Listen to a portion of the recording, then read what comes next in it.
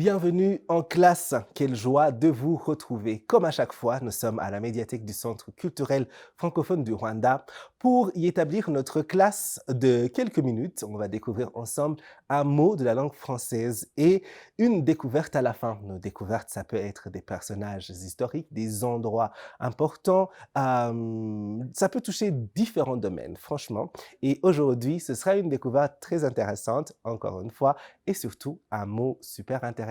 Installez-vous confortablement, prenez un petit carnet ou alors ouvrez cette partie du cerveau qui vous permet de tout retenir parce que notre classe commence tout de suite.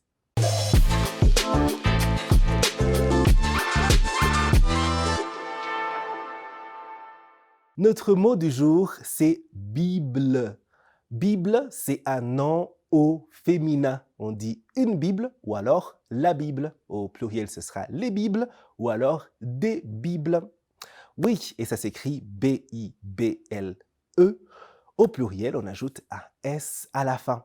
C'est notre mot du jour aujourd'hui. On le décortique ensemble et on va s'armer de notre dictionnaire favori, le Robert, pour voir quelles sont les définitions qu'il nous propose de notre mot du jour, Bible. Première définition.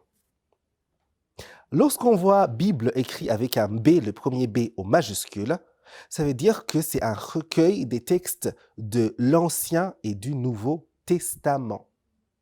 Voilà.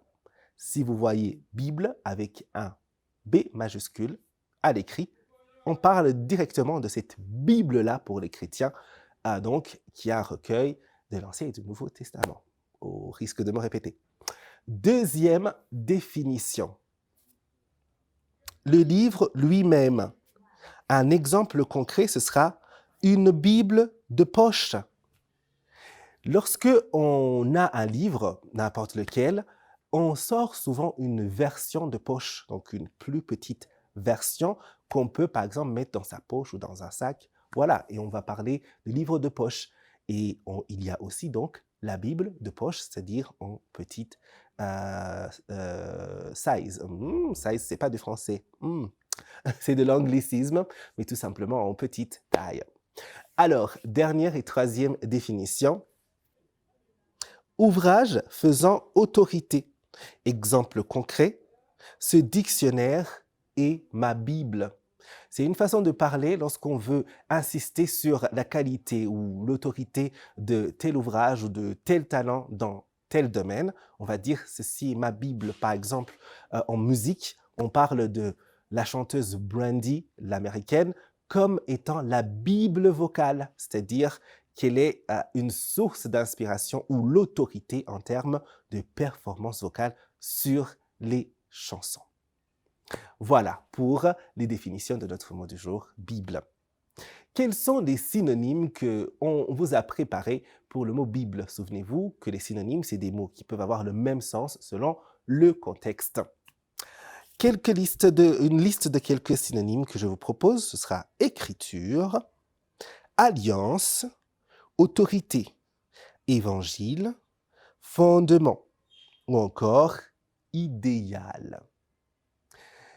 Et on finit toujours avec l'origine de notre mot du jour.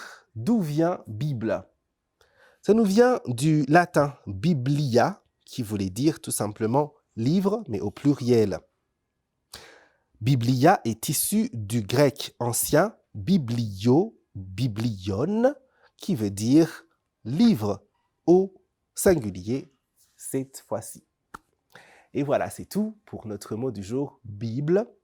Ne bougez surtout pas, on s'intéresse cette fois-ci à la découverte de cet épisode.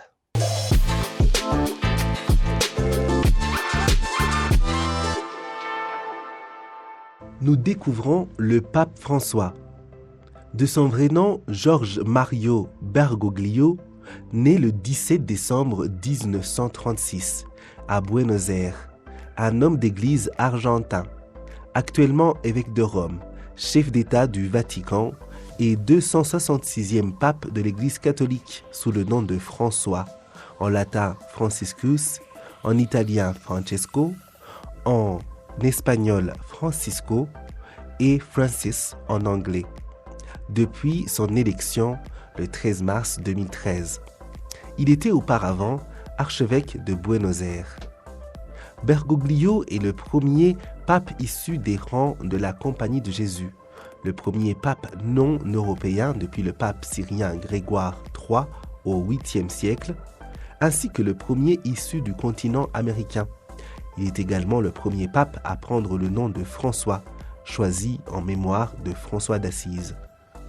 Son père, Mario José Bergoglio, est un immigré italien arrivé en Argentine en 1927, et sa mère, Regina Maria Sivori, née en Argentine, est fille d'immigrés italiens venant de Ligurie.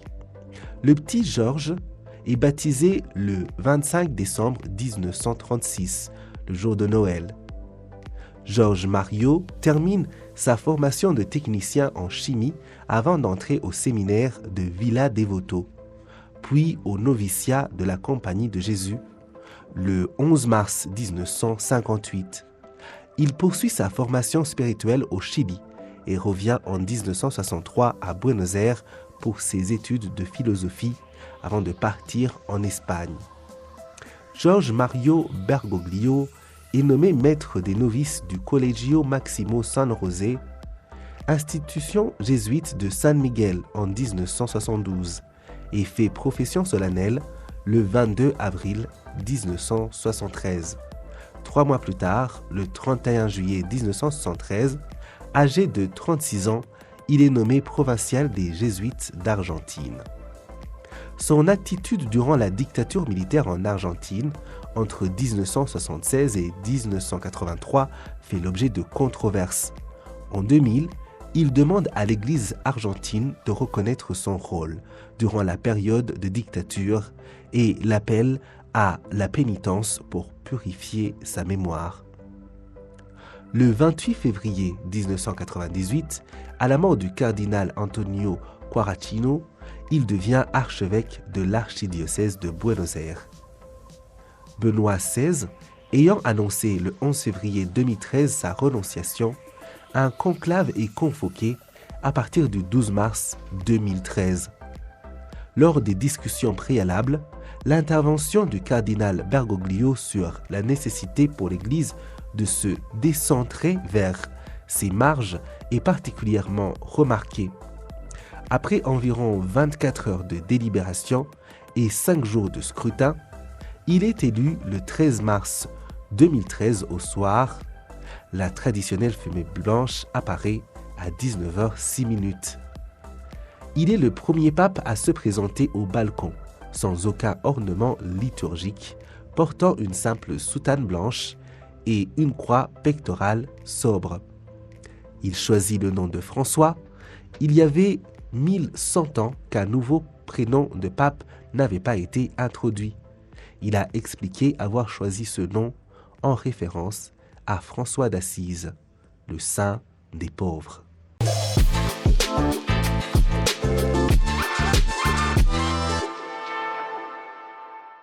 Et voilà, nous arrivons à la fin de notre classe. Merci de nous avoir suivis. On espère que vous avez passé un bon moment et appris quelque chose. On se retrouve la semaine prochaine pour un autre numéro. Nous serons toujours établis à la médiathèque du Centre culturel francophone du Rwanda, ouvert au public, oui, il faut le visiter. Et bien sûr, sur votre chaîne préférée, Rwanda TV.